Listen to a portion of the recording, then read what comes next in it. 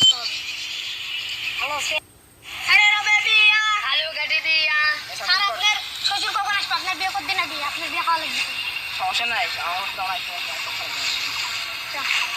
আসসালামু আলাইকুম। ওয়ালাইকুম আসসালাম বাবা। এগুলো তোমার কে? আচ্ছা আমি সোহাগ। আরে বলেন। ও ঠিক আছে তো বাবা তুমি না শ্বশুর আমরা অত লোক টোক নাই আর এসি। আচ্ছা তা মেয়ের একটা সমস্যা আছে। মেয়ে একটু টিকটকার। কি? বালের সিআইডি কাম করতে করতে আমার জীবন গেল ভালো। আয় পড়েছিলাম জিন্সের প্যান্ট আমার উপরে হাফ প্যান্ট। করোনা देखना पड़ रहा है अच्छा है महंगा हो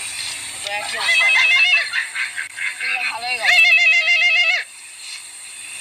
কি কেস আছে? আচ্ছা আসতেছি। আর কেস আছে? কিসের কেস ভালো? ওই কেস না স্যার, মার্ডার কেস। যেতে হবে এখনই।